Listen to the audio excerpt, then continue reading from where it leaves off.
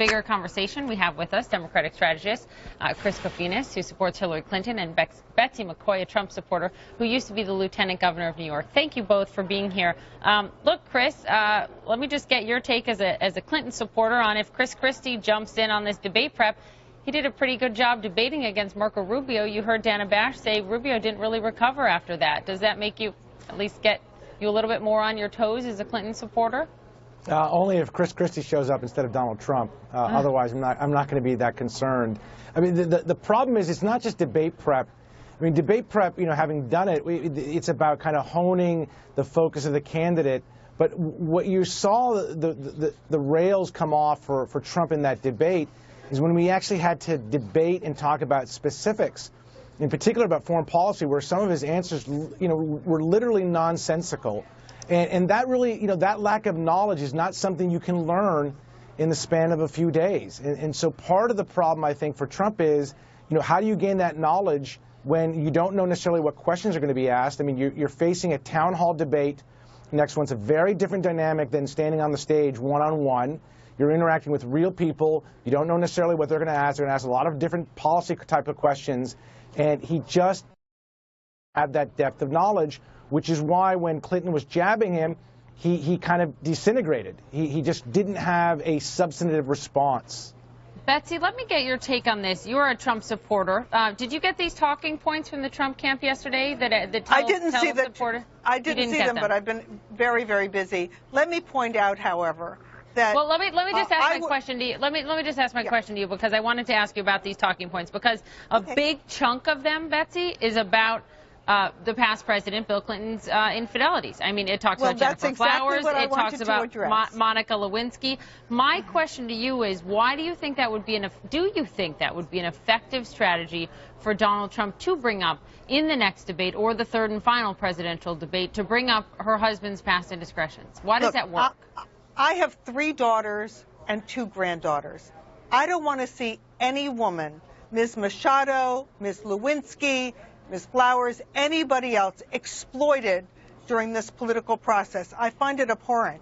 And the worst of all, I find, is those little girls in Mrs. Clinton's television ad, the nameless little girls who are standing in the mirror looking extremely uncomfortable, distressed about their own body types. Here's why that's so distressing. Because I've sat at the bedside of a child nearing death from anorexia, and there are families all over this country who have gone through this for years. Let me just finish. And to see Mrs. Clinton take this terrible epidemic that's afflicting our daughters all across the country and turn it into a political ad, and then blame this very complex mental health problem on Donald Trump, is the lowest I've ever seen a politician go.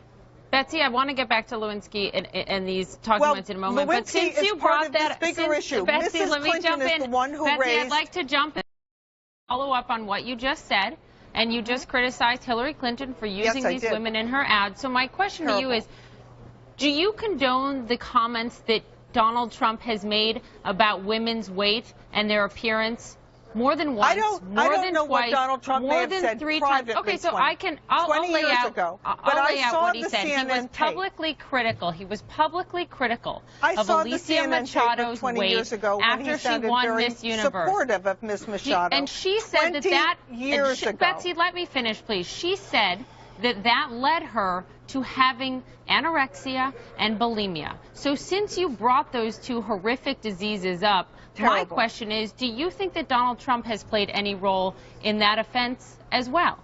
No, I don't. And I think it's amazing that Mrs. Clinton, look, she had to go back 20 years to find something that he is alleged to have said, in public on the CNN tape. I saw the tape. He said on Fox News this week she gained a, quote, massive amount of weight. That's right, and it was a big problem for us. And Alicia Machado said that it drove her to be anorexic and bulimic. So since you bring up eating disorders, do you think that he has no culpability or responsibility? I don't. I think that Hollywood, and most of the literature, by the way, parents all across the country who, like me, have sought out the advice of doctors and read hundreds of articles about anorexia and bulimia, have found that Hollywood, the people who support Mrs. Clinton, are far more to blame. Let's listen to this. I'm not advising him to go there. It's fair game to think about how Hillary Clinton treated those women after the fact. She called Monica Lewinsky like how he treats women a Looney all Tune. the Hold time. on, but that's talked about all the time, Rookie. That's on this show constantly. To answer your question, it's really what's a treatment when. So that's Kellyanne Conway, the Trump campaign manager, today on The View, saying, you know, reprimanding Donald Trump for talking about Alicia Machado's weight. Betsy. Well, that's the campaign she's entitled manager. to that. And let me point out that Donald Trump's campaign manager is a mother with 4 little children, and if he were not very understanding and appreciative of working mothers, she wouldn't have that job. Okay. Let's move on. I got to move on here. Wait, do we really have to move on? Because, I mean, I just enjoy watching her speak, because the more that she speaks, she just confirms to any potential voter out there why you literally have to question your sanity when you think about what Donald Trump says. The notion that a man who has embraced his offensive rhetoric somehow didn't say his offensive rhetoric. I sometimes think I live in an alternative universe. Clinton You know what? running the I let you speak. So give me a second to respond, right? So the reality is you ignore the fact that over the course of a year, in the primary campaign, in the general election campaign, he's offended veterans, he's offended women, he's offended Hispanics, he's offended every ethnic group. Now, I don't understand why you'd run for president wanting to alienate every demographic group that helps make this country great. But apparently, I'm laughing because Donald Mrs. Trump, Clinton has called half of us deplorable. Well, I'm sorry to say, but when you say things like this and you apparently defend it, it is deplorable, right? When you are saying things that basically make Americans divided and Americans somehow question each other's patriotism, that is deplorable. When you make and that is exactly what Mrs. Clinton has been doing.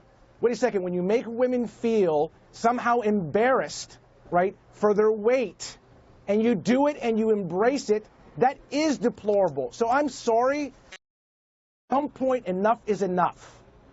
Hey, guys, I want to jump in because I want to Clinton... ask you about, Betsy, I want to jump in because I do want to get both of your take before I run out of time about something that Donald Trump said last night in Iowa, talking about religion, speaking to a group of Christian conservatives in Iowa. Here's what he said last night.